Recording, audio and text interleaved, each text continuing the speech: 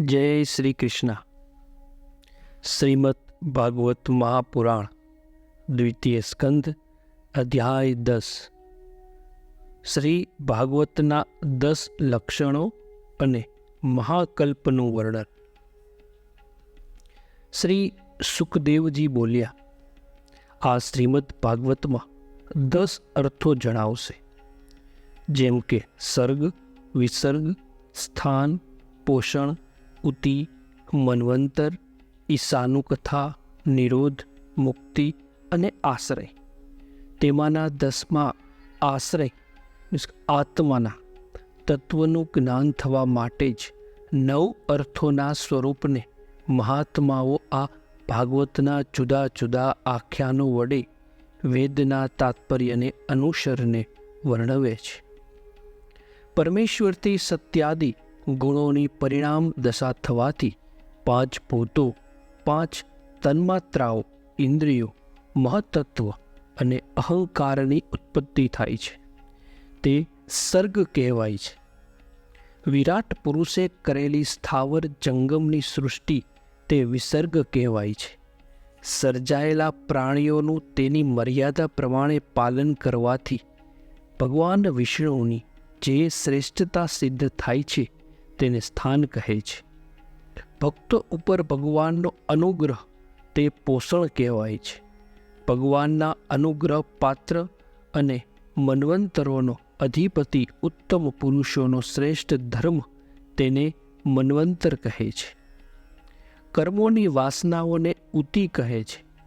શ્રી હરિના અવતારોનું ચરિત્ર અને શ્રી હરિના ભક્તોના અનેક આખ્યાનોથી વૃદ્ધિ પામેલી ઉત્તમ કથાઓ ઈશાનું કથા કહેવાય છે. જીવાત્માઓનું શ્રી હરિની યોગ નિંદ્રા પાછળ ઉપાધિઓ સાથે લય થતું તેને નિરોધ કહે છે. અવિદ્યાએ આરોપિત કરેલા કર્તૃત્વાદી વિપરીત સ્વરૂપનો ત્યાગ કરી જીવાત્માનો બ્રહ્મ સ્વરૂપે રહેવું તેને મુક્તિ કહે છે. વળી જેનાથી જગતની સૃષ્ટિ અને લય થાય છે અને તે બંને જણાય છે તેને જ આશ્રય પરબ્રહ્મ કે પરમાત્મા કહે છે. ચક્ષુ ઇન્દ્રિયોને અભિમાની આ જીવ આધ્યાત્મિક છે. તે જ ચક્ષુ વગેરેના અધિષ્ઠાતા સરિયાદુ રૂપે આધિદૈવિક છે. તે એકમાં જ એક આધ્યાત્મિક અને આધિદૈવિક એ 2 ભેદ જેનાથી જણાય છે તે જ આધિ ભૌતિક દેહ જીવને ઉપાધિરૂપ છે.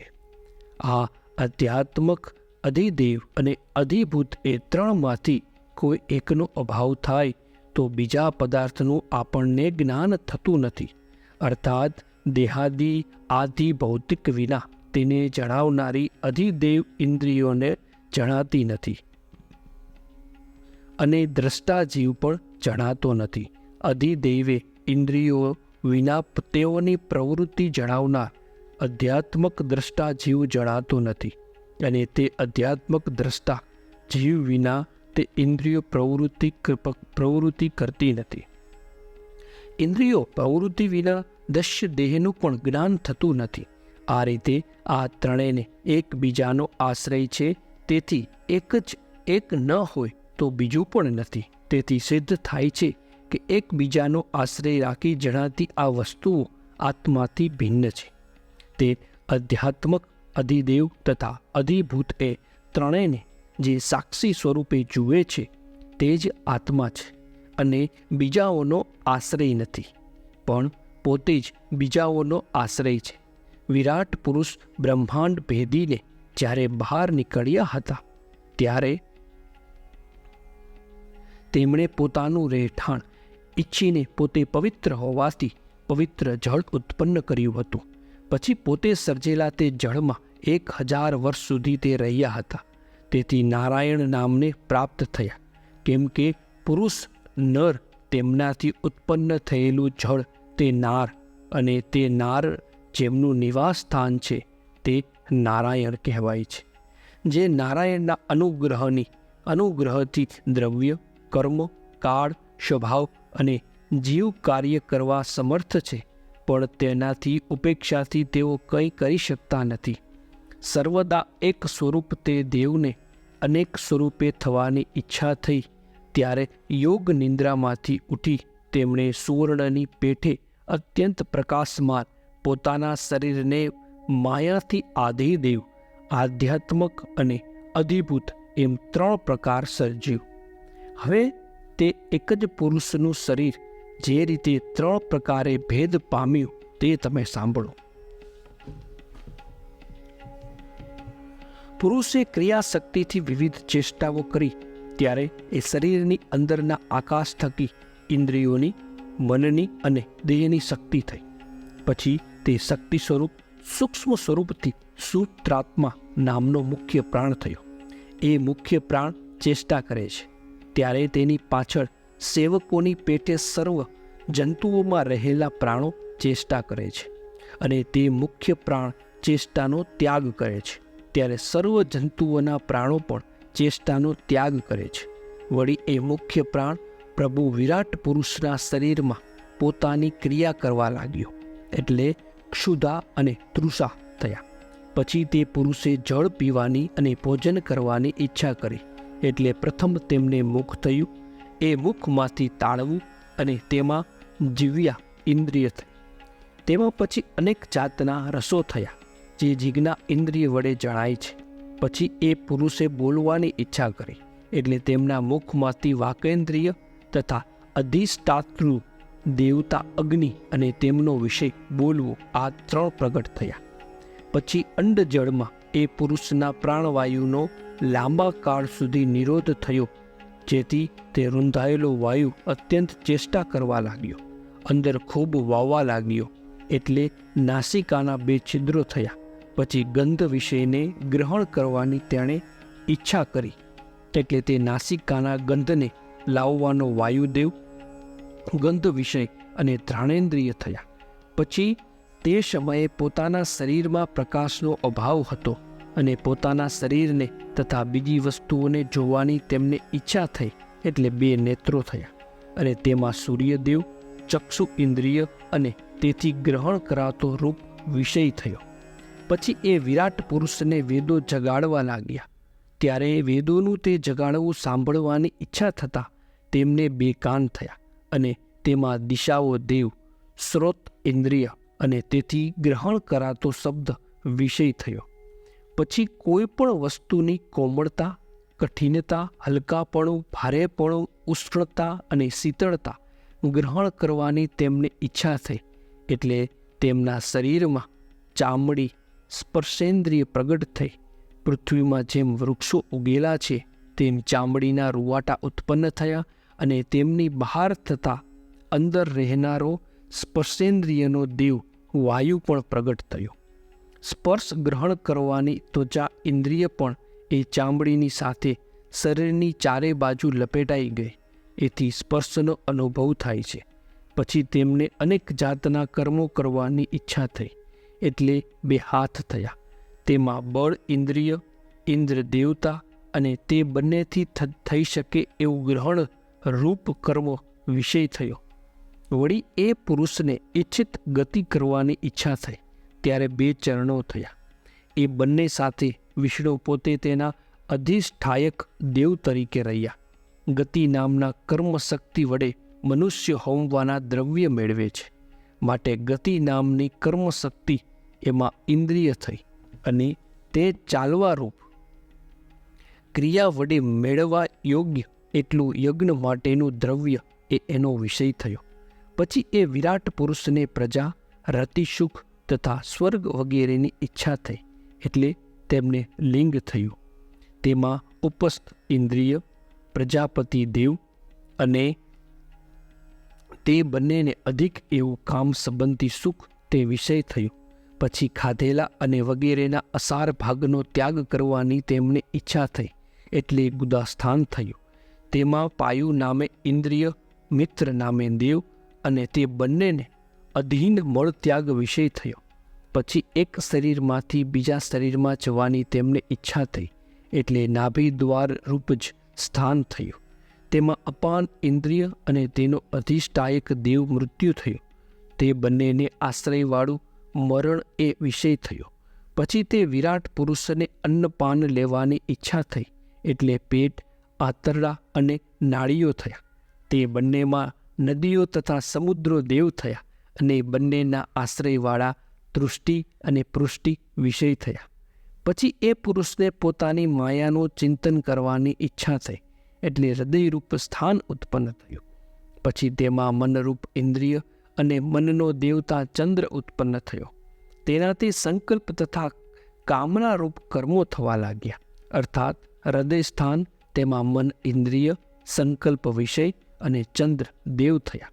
શરીર પરની સ્થૂળ ત્વચા અને સૂક્ષ્મ ચામડી, માંસ, લોહી, મેદ, મજ્જા તથા હાડકાં, આ 7 ધાતુઓ પૃથ્વી, જળ અને તેજમાંથી થયેલી છે, અને આકાશ, જળ તથા વાયુથી પ્રાણવાયુ થયેલ છે. બધી ઇન્દ્રિયો શબ્દાદિ વિષયો તરફ જ જવાની સ્વભાવવાળી છે, અને શબ્દાદિ વિષયો અહંકારથી સારા સ્વભાવવાળા લાગે છે. કેમ કે મન જ સર્વ વિકારોનું સ્વરૂપ છે, એટલે મન પોતે કેવળ તામસી વિષયોનો સંકલ્પ વિકલ્પ કરે છે. તેને ત્યાં જઈ કે ગ્રાહ્ય વિષયનો વિવેક જ નથી, તેમજ બુદ્ધિ પદાર્થના જ્ઞાન રૂપ જ છે. આ રીતે ભગવાનનું આ સ્થૂળ સ્વરૂપ મેં તમને કહ્યું. આ સ્વરૂપ બહારના ભાગમાં પૃથ્વી, જળ, તેજ, વાયુ, આકાશ, મહાતત્વ, અહંકાર અને પ્રકૃતિ, આ 8 અવકારણોથી વીંટાયેલું છે. આ સ્થૂળ સ્વરૂપથી બીજું તંત્ર, સૂક્ષ્મ સ્વરૂપ પણ છે. તે સ્થૂળ સ્વરૂપનું કારણ હોય અતિન્દ્રિય છે, તેથી ચક્ષુ વગેરે ઇન્દ્રિયો તેને જાણી જોઈ શકતી નથી. કેમ કે વિશેષ રહિત, આદિ, મધ્ય અને અંત રહિત, ઉત્પત્તિ, સ્થિતિ અને નાશ વિનાનું સદા એક સ્વરૂપ છે, અર્થાત વધઘટ વિનાનું છે, અને તેથી જ વાણી તથા મનથી પર છે. ભગવાનના આ બંને સ્વરૂપો મેં તમારી પાસે વર્ણવ્યા. તેઓ બંનેને વિદ્વાનો સ્વીકારતા નથી, કેમ કે બંને માયાથી જ બનેલા છે. ભગવાન માયાથી પર છે અને સર્વ ક્રિયાઓથી રહિત છે, છતાં બંને માયાથી જ બનેલા છે. ભગવાન માયાથી પર છે અને સર્વ ક્રિયાઓથી રહિત છે, છતાં માયાથી ક્રિયાયુક્ત થઈ બ્રહ્માના સ્વરૂપને ધારણ કરી વાચકપણે નામો, રૂપો તથા ક્રિયાઓને સર્જે છે. વળી પ્રજાપતિઓ, મનુઓ, દેવો, ઋષિઓને જુદા જુદા પિતૃઓ, સિદ્ધો, ચારણો, ગંધર્વો, વિદ્યાધરો, અસુરો, યજ્ઞો, કિન્નરો, અપ્સરાઓ, નાગો, સર્પો, કિંગપુરુષો, પેટે ચાલનારા પ્રાણીઓ, માતૃકાઓ, રાક્ષસો, પિશાચો, પ્રેતો, ભૂતો, વિનાયકો, કુષ્માંડો, ઉન્માદો, વેતાદો, યાતુધાનો, ગ્રહો, પક્ષીઓ, મૃગો, પશુઓ, પહાડો, સરકીને જનાર પ્રાણીઓ અને બીજા સ્થાવર જંગમ 2 પ્રકારના પ્રાણીઓ તથા જરાયુજ, અંડજ, સ્વદેજ અને ઉદ્દીબીજ એમ 4 પ્રકારના પ્રાણીઓ એ સર્વ ભગવાનને સર્જે છે. હે રાજા, ઉત્તમ, નીચ અને મધ્યમ આ સર્વ જાતિઓ પુણ્ય, પાપ તથા પુષ્પ પાપ મિશ્ર કર્મોનો ફળ છે. હે રાજન, સત્વ, રજસ અને તમસ એ 3 ગુણો છે. તેથી અનુક્રમે દેવ, મનુષ્ય અને નારકી એમ 3 ગતિઓ થાય છે.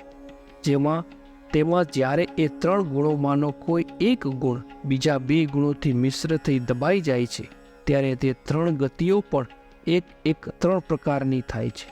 જગતનું ધારણ તથા પોષણ કરનાર તે જ ભગવાન વિષ્ણુનું સ્વરૂપ ધારણ કરી જગતનું પોષણ કરે છે, અને તિર્યંશો, મનુષ્યો તથા દેવોના અવતાર લઈ જગતનું પાલન કરે છે.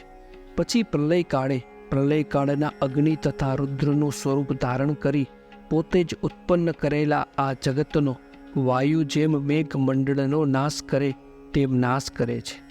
હે રાજા, પરમ ઐશ્વર્યવાળા ભગવાન એ રીતે સ્રષ્ટા, પાલક તથા સહારક સ્વરૂપે મેં તમારી આગળ વર્ણવ્યા. પરંતુ તેમને મોટો ઉદ્વાનો પણ કેવળ અમુક સ્વરૂપને જ જોવાને યોગ્ય નથી, કેમ કે આ જગતની ઉત્પત્તિ આદિ કર્મમાં પરમેશ્વરનું કર્તાપણું છે જ નહીં. અર્થાત વેદ વાક્યો ઈશ્વરનું કર્તૃત્વ કરતા નથી, માત્ર તે કર્તૃત્વનો નિષેધ કરવા માટે જ વેદ વાક્ય એ કર્તૃત્વ આદિનો અનુવાદ કરે છે. તાત્પર્ય દ્રષ્ટિએ કર્તૃત્વનું પ્રતિપાદન કરવા આવતું જ નથી, કેમ કે પરમેશ્વર વિશે જે કર્તૃત્વ વગેરે જણાય છે તે તો કેવળ માયાના લીધે જ આરોપિત જણાય છે. આ તો મેં તમને બ્રહ્માનો મહાકલ્પ કહ્યો, જેથી સાથે બીજા પેટાકલ્પો પણ ઉદાહરણ રીતે કહેવાયા છે. આ મહાકલ્પમાં મહત્તત્વ વગેરેના પ્રાકૃત્વ સર્ગો, અવંતાર કલ્પના વૈકૃત્વ સર્ગો તથા સ્થાવરો રૂપી વિષગોરોએ સર્વ પ્રકાર બીજા મહાકલ્પાદિની સમાન જ છે. હવે કાળનું સ્થૂળ તથા સૂક્ષ્મ માપ, કલ્પનું લક્ષણ, અવંતારક કલ્પ અને મનવંતારૂપ વિભાગ એ સર્વ હું આગળ વિસ્તારથી કહીશ. હવે પ્રથમ પાગ્ન કલ્પ સાંભળો. સોનક બોલ્યા, હે સૂત, તમે અમને કહ્યું કે ભગવાનના ભક્તોમાં શ્રેષ્ઠ વિદુરજી દુસ્સત્ય સગા સંબંધીઓનો ત્યાગ કરી પૃથ્વીના તીર્થોમાં યાત્રા માટે ફર્યા, તો મૈત્રત્વ ઋષિની માટે તેમનો અધ્યાત્મક વિષયક સંવાદ ક્યાં થયો હતો? અથવા તેમના પૂછવાથી તે મૈત્રત્વ ભગવાનને તેમણે ક્યું તત્વજ્ઞાન કહ્યું હતું? હે સૌમ્ય, વિદુરજીનું તે ચરિત્ર અમને કહો.